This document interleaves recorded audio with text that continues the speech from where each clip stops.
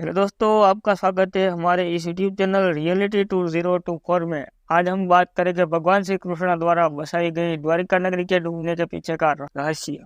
इस वीडियो में आज हम जानेंगे द्वारका नगरी समुद्र में कैसे डूब गई, क्या द्वारका सच में पानी के नीचे है, क्या द्वारका नगरी पानी में क्यों डूबी थी, क्या द्वारका सच में पानी के नीचे है, द्वारका को श्राप किसने दिया था, कृष्ण को गांधारी ने श्राप क्यों दिया था, द्वारका का निर्माण कैसे हुआ, कृष्ण मथुरा छोड़कर द्वारका क्यों गए, द्वारका क्यों प्रसिद्ध है, क्या हम द्वारका देख सकते हैं, और अंत में द्वारका नगरी का इतिहास।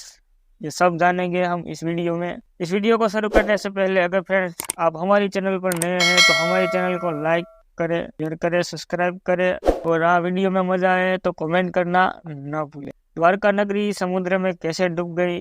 श्री कृष्ण पर किसी शिकारी ने हिरण समझकर बाण चला दिया था, जिससे भगवान श्री कृष्ण देवलोक चले गए। उधर जब पांडवों को द्वारका में हुई अनहोनी का पता चला तो अर्जुन तुरंत द्वारका गए और श्री कृष्ण के बचे हुए परिजनों को अपने साथ इंद्रप्रस्थ लेकर चले गए। इसके बाद देखते ही देखते पूरी द्वारका नगरी रहस्यमयी तरीके से समुद्र में समा गई। हिंदू लेखों में कहा गया है कि जब कृष्ण ने आध्यात्मिक दुनिया में शामिल होने के लिए पृथ्वी छोड़ दी तो कलयुग शुरू हुआ और द्वारका और उसके निवासी समुद्र में डूब गए। जलमग्न होने की कहानियां 2004 में भारत में आई सुनामी भी पैदा कर सकती है। मथुरा छोड़ने के बाद श्री कृष्ण ने अपने परिजनों और यदुवंश की रक्षा के लिए समुद्र के निकट द्वारका नगरी का निर्माण विश्वकर्मा के हाथों करवाया था। द्वारका नगरी के समुद्र में डूबने के पीछे पौराणिक कथाएं जिम्मेदार मानी जाती है। एक घटना गांधारी के श्राप से जुड़ी, दूसरा द्वारका सच में पानी के नीचे है।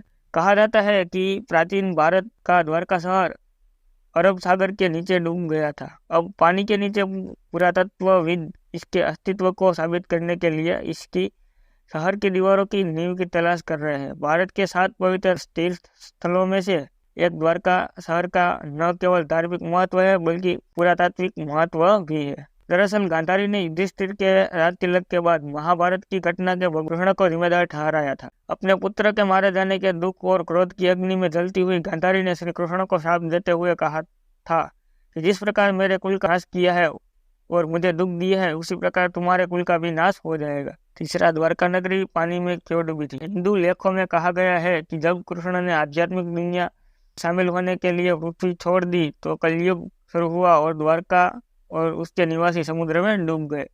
जलमग्न होने की कहानियां 2004 में भारत में ही सुनामी जैसी सुनामी भी पैदा कर सकती है। समय बीतता गया और द्वारका में अपशकुन बढ़ते चले गए। रोज तेज आंधी चलने लगी और नगर में चूहों की संख्या इतनी बढ़ने लगी थी कि द्वारका में लोगों से ज्यादा चूहे हो गए थे। अजीबोगरीब भयंकर घटनाएं होने लगी। इन्हें देखते हुए श्री कृष्ण को लगने लगा कि अब गांधारी का श्राप सत्य होने का समय आ गया है। श्री कृष्ण ने पक्ष किया, अमावस्या पर गौर किया तो यह ठीक वैसा ही योग है जैसा महाभारत के युद्ध के समय बना था। गांधारी के श्राप को सत्य में परिवर्तित करने के लिए श्री कृष्ण ने यदुवंशियों को तीर्थ करने का आदेश दिया। इसके पश्चात आज्ञा का पालन करते हुए राजवंश समुद्र के तट तीर्थ से आकर निवास करने। एक दिन अंधक और रोशनी के बीच किसी बात पर बहस हो गई। उपवास और अनादर इतना अधिक बढ़ गया कि दोनों ने एक दूसरे पर हमले करना और वध करना शुरू कर दिया। द्वारका को श्राप किसने दिया था। द्वारका के ठीक बाहर भगवान कृष्ण और उनकी पत्नी रुक्मणी देवी को ऋषि दुर्वासा के श्राप के कारण यहाँ रुकने के लिए मजबूर होना पड़ा था, जिन्होंने क्रोध में हजारों साल पहले शर्त लगाई थी कि यह स्थान पीने के पानी से रहित होगा। ऐसे में आज तक पूरे द्वारका क्षेत्र में लोगों को पीने का पानी मिलने में दिक्कत होती है। कृष्ण को गांधारी ने श्राप क्यों दिया था। जब उसने पांडवों के सभी पुत्रों के मृत्यु की खबर सुनी तो उसने पांडवों को गले लगाया और उनके नुकसान के लिए उन्हें सांत्वना दी। बाद में यह सारा विनाश होने देने के लिए उसका क्रोध कृष्ण पर भड़क गया। उसने श्राप दिया कि वह उसका शहर और उसकी सारी प्रजा नष्ट हो जाएगी। कृष्ण ने श्राप स्वीकार कर लिया। इसके बाद श्री कृष्ण प्रभास क्षेत्र में पहुंचे तो उस समय उनके बड़े भाई बलराम जी ध्यान मुद्रा में थे। श्री कृष्ण को देखकर बलराम के शरीर से शेषनाग निकलने और समुद्र में चले गए। फिर श्री कृष्ण साप और नरसंहार के बारे में विचार करते हुए इधर उधर घूमने लगे। घूमते हुए वे पेड़ के नीचे विश्राम करने के लिए बैठे। उसी दौरान जरा नामक शिकारी का बाण उनके पैर के अंगूठे में जाकर लगा। जब शिकारी ने यह हिरण का मुख समझ मारा था, श्री कृष्ण के पैरों में लगा बाण देख शिकारी उनसे क्षमा मांगने लगा तो उन्होंने जरा को अभयदान दिया और अपने प्राणों को त्याग दिया। इसके बाद यदुवंशियों का अंतिम संस्कार किया गया, जिसके अगले ही दिन वासुदेव ने भी प्राण त्याग दिया। अर्जुन वहां से स्त्रियों और बच्चों को जैसे ही हस्तिनापुर की ओर चले, द्वारका नगरी समुद्र में डूब गई। द्वारका नगरी का निर्माण कैसे हुआ? आज से लगभग 5000 साल पहले श्री कृष्ण ने मथुरा छोड़कर द्वारका का निर्माण विश्वकर्मा के हाथों करवाया था। श्री कृष्ण और अपने साथ यदुवंशियों को साथ लाए थे और इस नगर को अपना बसेरा बनाया था। द्वारका श्री कृष्ण की कर्मभूमि मानी जाती है, जिस पर उन्होंने 36 वर्षों तक शासन किया। जब श्री कृष्ण ने अपने मामा कंस का वध कर दिया तो कंस के स्वशुर जरासंध ने श्री कृष्ण और यदुवंशियों का खात्मा करने की कसम खाई थी। इसके लिए वह आए दिन मथुरा पर आक्रमण करता रहता था। अंततः यादवों की सुरक्षा को ध्यान में रखते हुए श्री कृष्ण ने मथुरा को छोड़कर द्वारका जाने का निश्चय किया। द्वारका में उन्होंने लगभग 36 वर्षों तक शासन किया था। कृष्ण मथुरा छोड़कर द्वारका क्यों गए?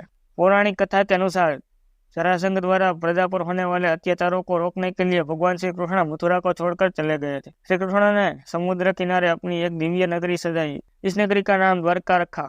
माना जाता है कि महाभारत के 36 वर्ष बाद द्वारका नगरी समुद्र में डूब गई थी।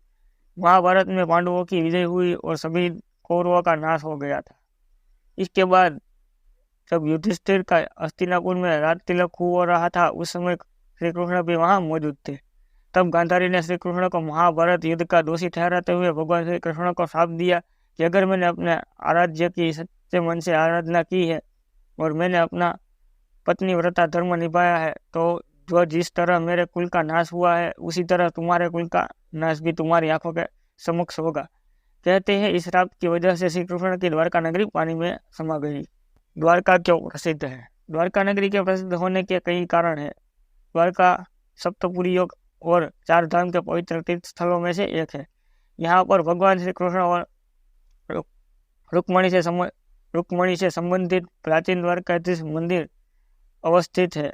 आज साथ ही आपको बताते चले कि यहाँ 12 ज्योतिर्लिंगों में से एक नागेश्वर ज्योतिर्लिंग भी स्थापित है। क्या हम द्वारका देख सकते हैं? यहीं पर आप प्राचीन द्वारका के पानी के नीचे अवशेष देख सकते हैं, जिनकी हाल ही में पूरा तत्ववेदियों द्वारा खुदाई की गई थी। द्वारका शहर में समुद्र तट टूर कंपनियों से भरे हुए हैं, जो आपको द्वारका में स्कूबा डाइविंग करने और पानी के नीचे प्राचीन द्वारका के अवशेषों को देखने के लिए आवश्यक प्रशिक्षण प्रदान करते हैं। गोताखोरी का अनुभव अपने आप में किसी अन्य से भिन्न है। गुरुत्वाकर्षण की सीमाओं को पीछे छोड़ते हुए आप लहरों के नीचे सहजता से सरक सकते हैं।